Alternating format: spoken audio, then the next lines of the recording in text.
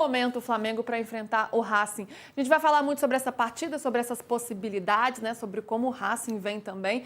Mas quero chamar Bruno Braz, para contar um pouco do clima lá no Rio de Janeiro, horas antes dessa partida que acontece. O Igor Siqueira, né, Bruno Braz, não, gente. Igor Siqueira que chega hoje para conversar com a gente, falar um pouco desse clima. Jogo 9h30 da noite, então temos aí algumas horas.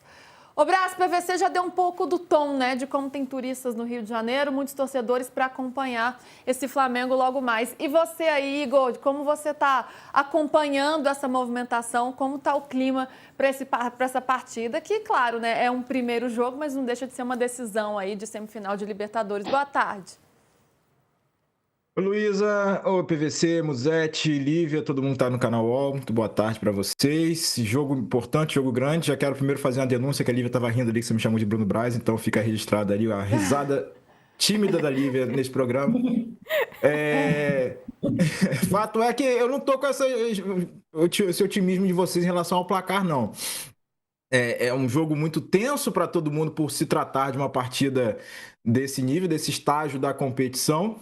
E se a gente fizer a retrospectiva aí, acho que talvez a vitória mais... Até quando teve o 5x0 do Grêmio, não era nada óbvio que o Flamengo fizesse 5x0 no Grêmio. Só para lembrar aí o jogo que o PVC mencionou. E esses jogos de ida têm sido muito traiçoeiros para o Flamengo nesses confrontos já nas últimas Libertadores. Então, a regra tem sido, mesmo quando tem uma oportunidade de fazer placar elástico, como foi contra o Estudiantes na ida aqui, o saldo final tem sido de perrengue, né? Uma vitória ou empate, uma vitória de margem pequena. Então, eu não serei tão ousado em cravar que o Flamengo vai ganhar com tanta margem assim, de gols para a segunda partida. Mas o fato é que o time está muito mobilizado, né? Essa vitória sobre o Palmeiras foi muito importante para trazer o Flamengo novamente pro cabeça a cabeça ali para a disputa do Brasileirão e motivar o time, mostrar que o time tem capacidade técnica sim de avançar nessa Libertadores, se possível, aí sim sobrando tecnicamente com proposta de jogo e tal,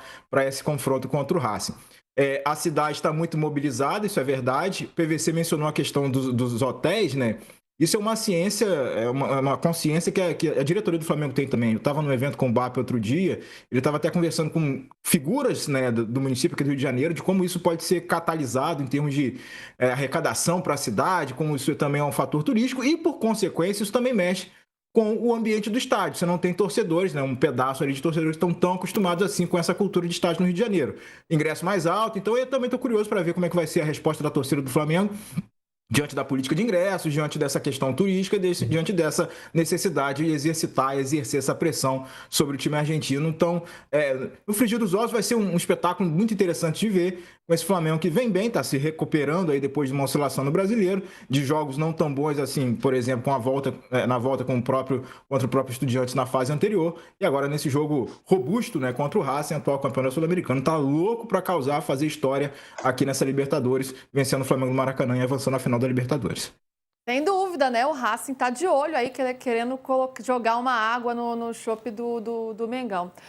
Olivia, você estava falando sobre as dificuldades dessa partida. É um Racing que é um time extremamente competitivo, muito coletivo, né? Que gosta de jogar também e que vem aprontando para cima dos brasileiros. Contra Exatamente. Fortaleza, Botafogo na Recopa, contra o Cruzeiro na final da Sul-Americana. Então, é um time que aponta aí muitas dificuldades. Então, a gente vai ver um pouco disso hoje. E por placares elásticos, né? Contra o Fortaleza em pleno Castelão, 3-0 convincente. Depois, na ida, também 1-0. Então, assim, são jogos muito consistentes desse Racing. É um time que hoje a gente vê uma coesão. Não tem grandes estrelas, assim, mas ao contrário do Flamengo, né? Que tem as estrelas que podem fazer diferença. E aí eu acho que é esse o grande trunfo, né, desse Flamengo. Mas o Racing, ele é um time que é compacto e sabe os momentos do jogo, sabe onde explorar as debilidades, as fraquezas do seu adversário.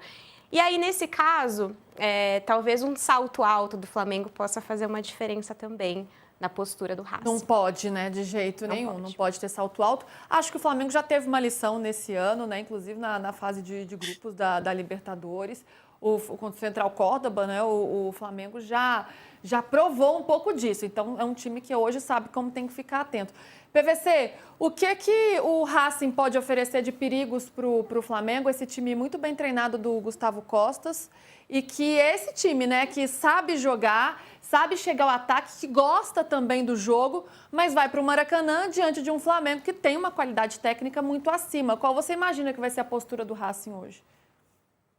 O Racing vai marcar bloco médio, eu entendo.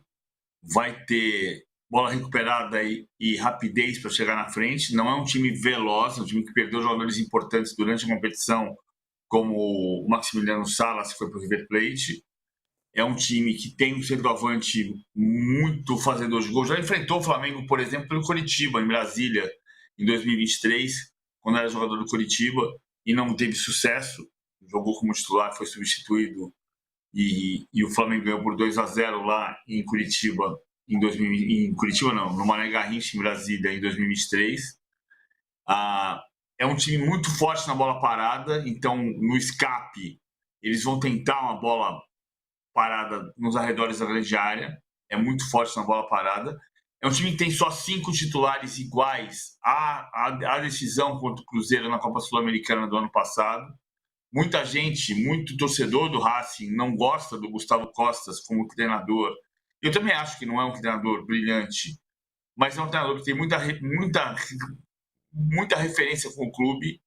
Ele entende muito a alma do Racing. Isso tem feito diferença. É um time que voltou a ser competitivo internacionalmente, com o Diego Milito como dirigente. O Racing voltou a ser competitivo em competições internacionais. A decisão, foi campeão da Copa Sul-Americana no ano passado, eliminou o Corinthians na semifinal. Está na semifinal da Libertadores depois de 28 anos. O Flamengo não pode oferecer bola parada. É um dos aspectos do jogo. O Flamengo não pode oferecer bola parada. É uma das atenções que tem que ter hoje. Ô, Mussetti, por outro lado, você tem um Flamengo que é muito forte, né?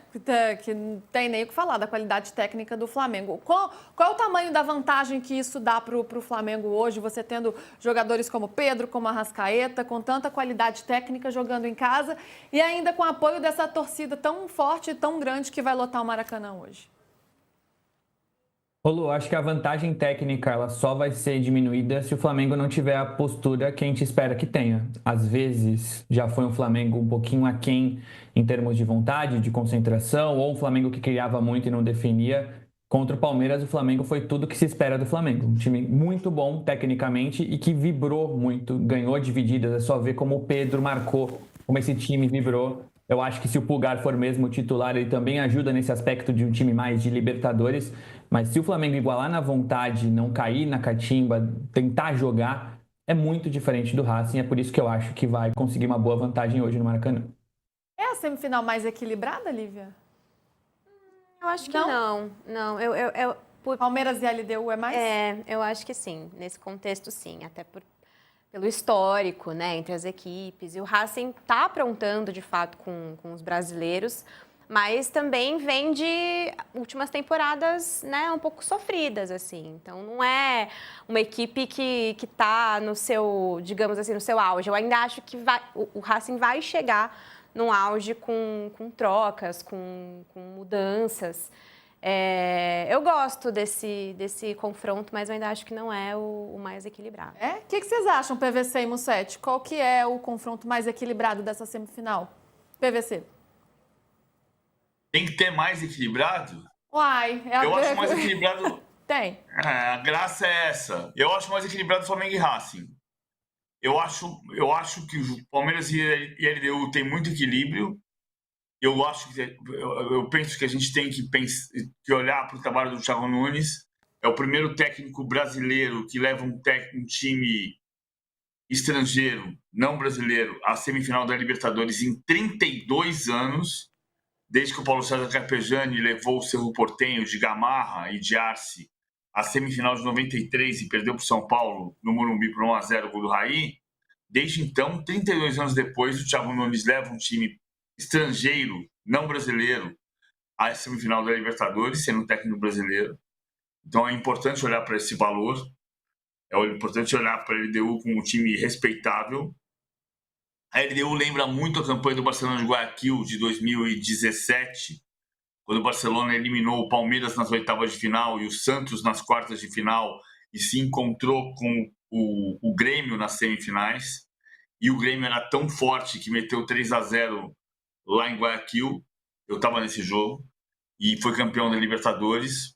O LDU já eliminou o Botafogo e o São Paulo nas oitavas e nas quartas, então por isso lembra aquele Barcelona. Mas eu acho Flamengo e Racing, eu olho para o Racing como um time mais fácil de ganhar a Libertadores do que a LDU. Isso não significa que seja fácil o jogo do Palmeiras, não é fácil. E para você, Mussete? Eu acho mais equilibrado Flamengo e Racing também. Eu sei que tem uma questão de altitude e o Thiago Nunes é um bom técnico, conhece bastante do futebol brasileiro. Ele não é um time que apenas joga na altitude, mas o Palmeiras já venceu o Bolívar, né? Eu sei que o Bolívar não é tão bom quanto a LDU, mas é uma altura maior, quase 4.000 metros. Então acho que o Palmeiras consegue segurar a onda no primeiro jogo e depois em casa é bem superior. Eu concordo, eu acho também que esse é mais equilibrado. Acho que Flamengo e Palmeiras passam, viu, gente? Acho que a final vai ser a brasileira mais uma vez. Mas acho que desse lado do Flamengo, o Flamengo pode ter mais dificuldades. Acho que o Palmeiras... A gente vai falar mais desse jogo do Palmeiras já também. Ô, Igor, queremos saber do time, hein? Uma grande dúvida que paira no ar. Será que Léo Ortiz tem alguma chance? Saiu do jogo contra o Palmeiras, né, com uma distensão nos ligamentos do tornozelo, gerou uma preocupação danada, foi ainda no primeiro tempo. Mas vi uma foto que me deixou um pouquinho mais otimista. Ele saltando numa altura danada. Eu falei, gente, quem tá com o tornozelo ruim não pode saltar daquele jeito, não é mesmo? Você viu essa foto, Lívia? Mas eu não sei ainda se dá para ficar confiante para hoje, ainda não. Para a volta, acho que tem uma chance maior. E aí, Igor, tem chances de Léo Ortiz entrar em campo? Para o jogo ele vai. A informação que vem por enquanto, até o momento, né, que ele deve ser relacionado sim. A questão é se titular ou não. O Felipe tem sido um pouco reticente em lançar jogadores que tenham passado por um tipo de intempérie, né, de algum obstáculo físico durante a semana. Nos dias que antecederam a partida em questão, se eu fosse apostar, apostaria em Danilo titular, mas com Léo Ortiz ainda assim como opção para essa partida. Ele fez um esforço, né, de trabalho de recuperação. Vale lembrar que o exame, naquele lance lá que ele trombou com o Vitor Roque e tal, que antecedeu até o gol de empate do Palmeiras, depois, né, ele foi submetido ao exame e constatou um probleminha no ligamento do tornozelo, mas não foi o pior cenário, então por isso que ele permitiu que ele fizesse esse trabalho de intensidade aí de tentativa de recuperação após esse estiramento. Mas então ele deve ir para o jogo, mas não dá para a gente cravar ainda se vai ser titular ou não. De qualquer forma, é importante ter ele por ali, né, rondando aquele cenário por conta de qualquer situação que ocorra na partida e precisa recorrer a um zagueiro. É importante contar com a experiência do Léo Ortiz na comparação com os demais, os outros zagueiros que estão costumeiramente no banco de reserva do Flamengo. Eu digo o Cleiton, o João Pedro, enfim, essa galera que costuma participar ali, essa zaga do Flamengo muito menos experiente. E aí joga Danilo e Léo Pereira, Igor, é isso? Nesse caso, sim, né? Eu errei, acho que o nome do zagueiro do Flamengo é João Vitor, né? João Vitor.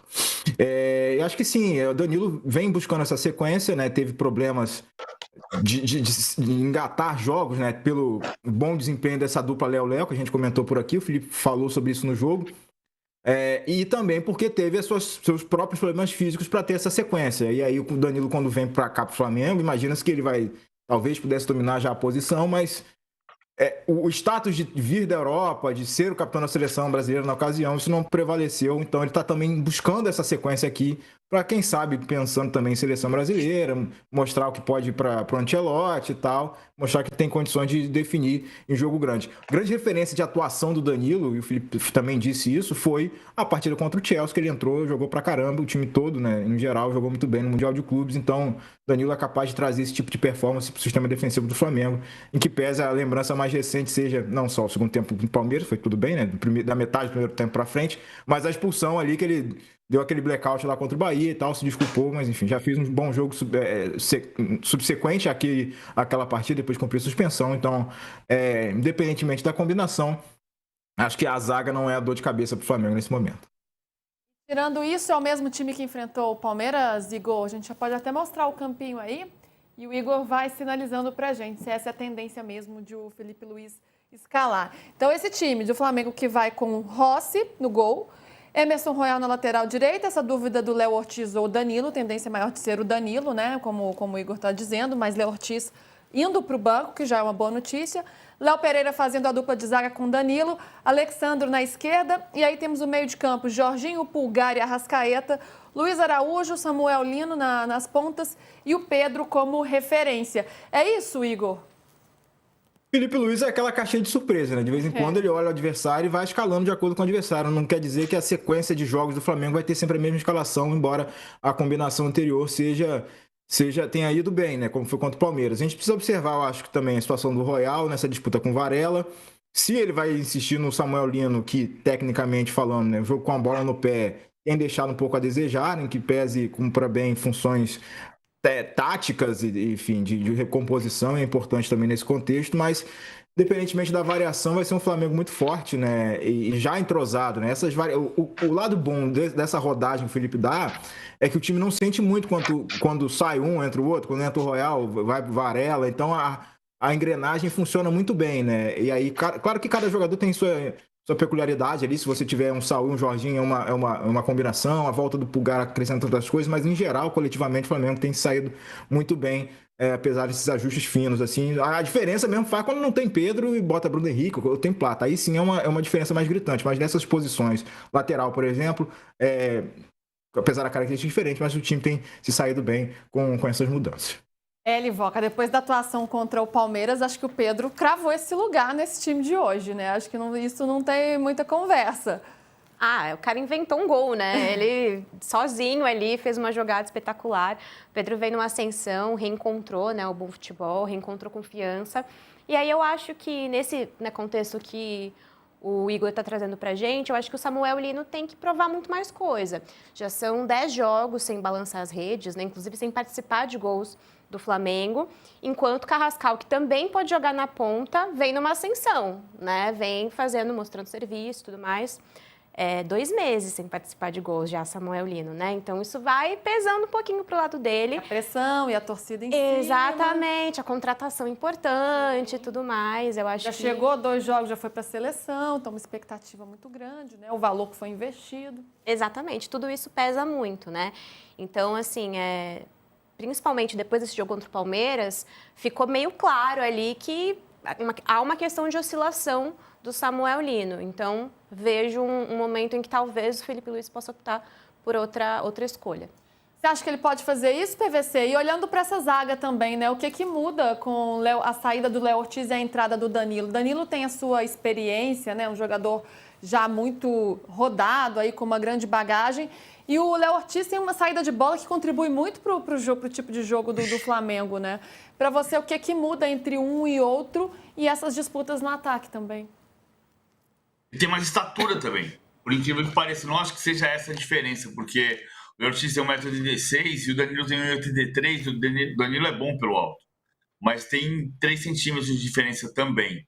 Eu acho que o que mais muda é a capacidade de saída de jogo.